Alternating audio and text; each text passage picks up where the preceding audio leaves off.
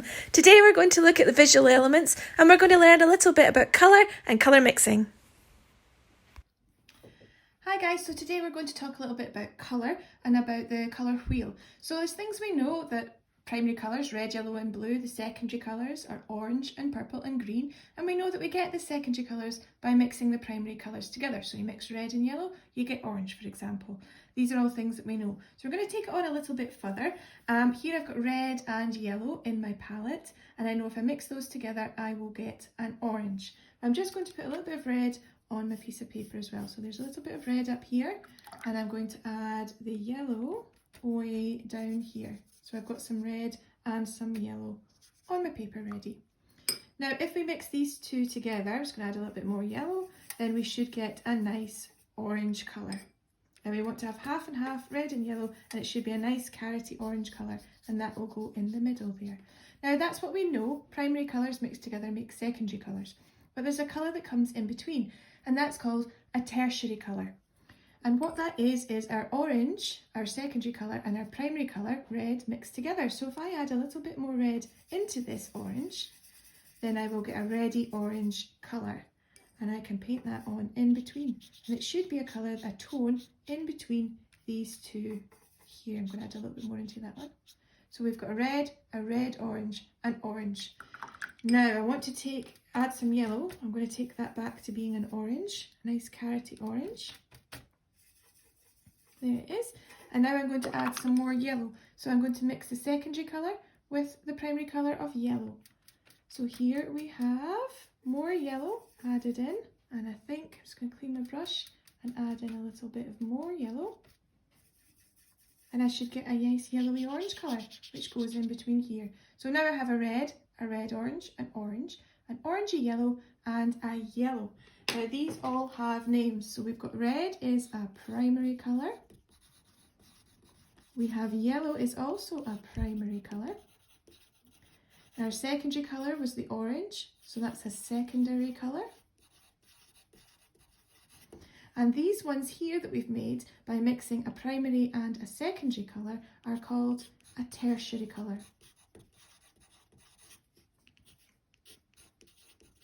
Now we get a tertiary colour in between every primary and secondary colour on the colour wheel. Now this is the colour wheel as we know it. We have the primary colours, we have red, blue and yellow, and in between them we have the orange, the purple and the green are the secondary colours. Now the purple comes between the red and the blue for a reason, and that's because it's red and blue mixed together make purple. Blue and yellow mixed together make green, and yellow and red mixed together make orange. Okay, so a little bit of revision there. Now we're going to add in our tertiary colours. So when we add those in, we will find that they go in between the primary colours. And that again is because the colours on either side of the tertiary colours are what mix it to make it. So here we have P for primary, so we've got our yellow, our red and our blue, our primary colours. We've got our secondary colours, our orange, and we've got our purple and our green. Now in between each of those we have our tertiary colours with a T. So when we mix our yellow and our orange together we get our tertiary colour, which is this colour here. When we mix our orange and our red together we get this red orange here. When we mix our red and purple together we get a red purple, and so on all the way around. And that gives us a new set of colours, and here they are, the tertiary colours. Now I can add that on top so that you can see which ones are primary, which ones are secondary and which ones are tertiary. So we've got the primary colours in here already, we've got the secondary colours, the orange and the purple, and now we have our tertiary colours. So mixing in between, yellow and orange gives us a yellow orange, orange and red, a red orange, red and purple gives us a red purple, purple and blue, a blue purple, and blue and yellow, blue and green, a blue green, and we've got our green and yellow, which gives us a yellow green. Okay, so I will leave you that to have a wee look at. There.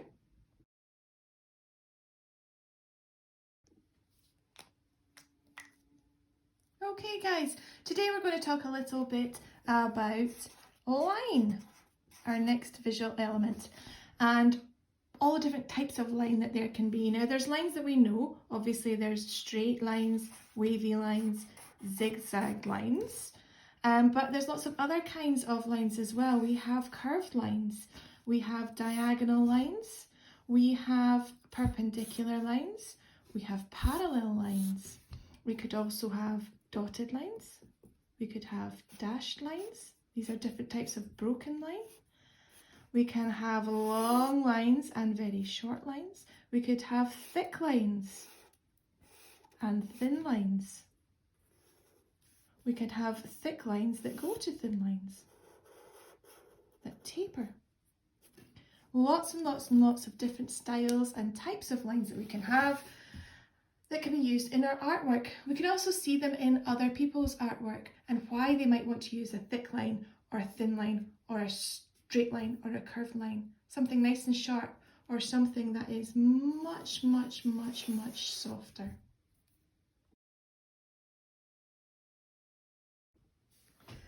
So we're going to talk a little bit about shape.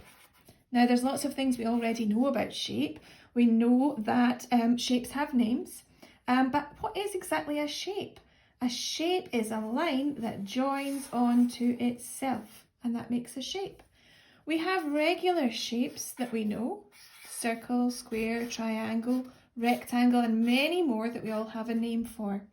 We also have irregular shapes, and those are the shapes of things that we can't put one of those square circle names on. So it might be something a little bit like a puddle, might be something a little bit like a cloud, an explosion, kinds of shapes that we just can't give a steady name for.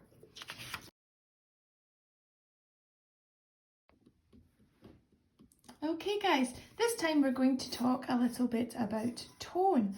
Now tone is when something is light or dark. So if we have our pencil and we push down hard on it, we can make a dark mark.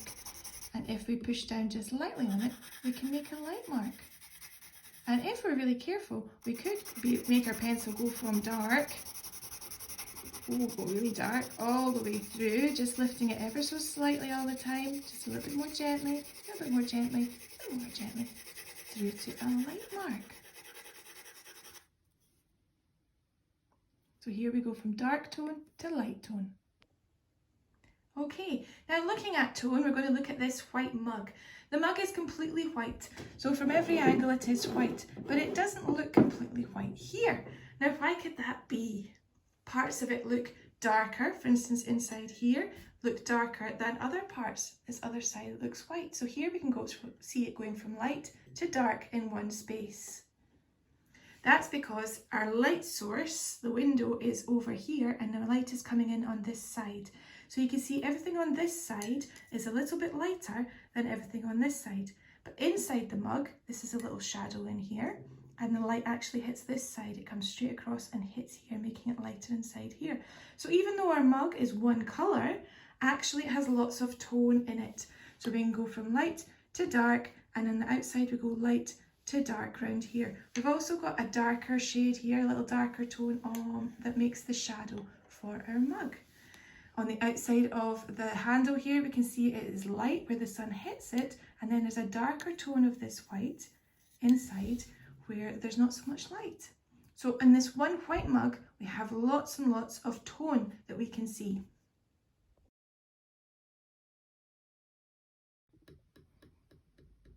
So here we have a very simple repeat pattern, but we can make it more interesting and keep the repeat pattern going. So we can add other shapes into our repeat pattern. Now if I add it into one part of the pattern, I need to make sure it's in all the patterns so the pattern stays the same all the way through. Okay, and now I might add another circle in here. So we take something that's very simple and we can change it into something that is much, much more interesting.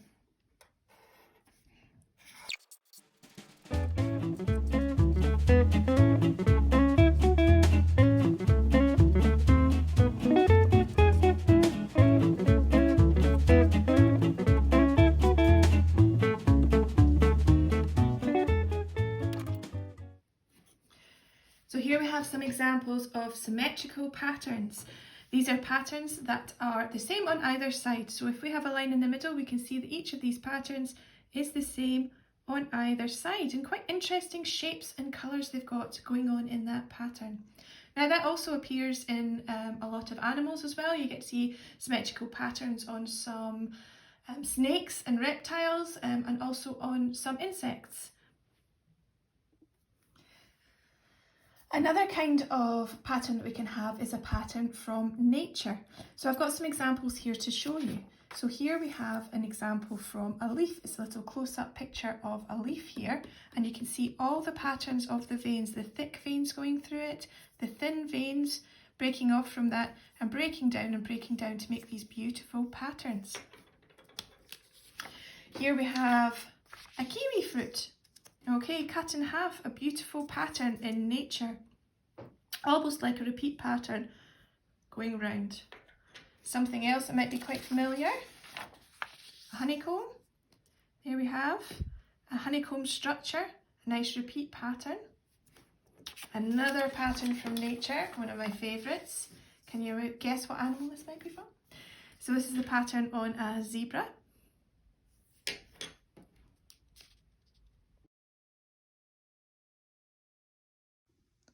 Okay, so now we're going to talk a little bit about texture.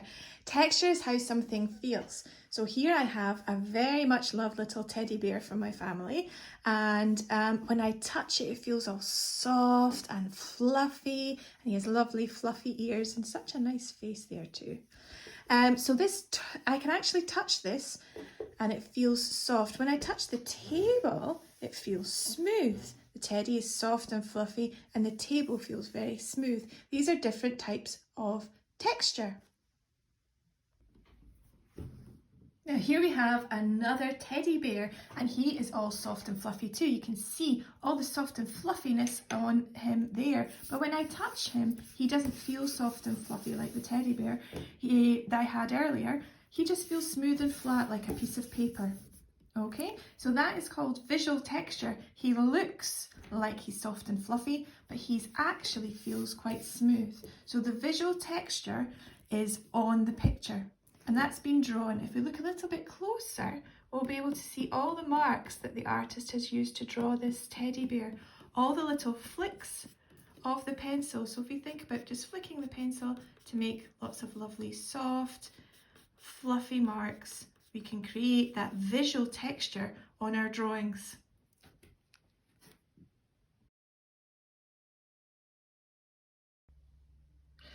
This sculpture of a bird has form. It's three-dimensional. I can touch it, I can turn it, I can look at it from different sides. So this sculpture has form. It's three-dimensional. You can also create form by using all the visual elements together in a picture to create something that looks three-dimensional but is just two-dimensional.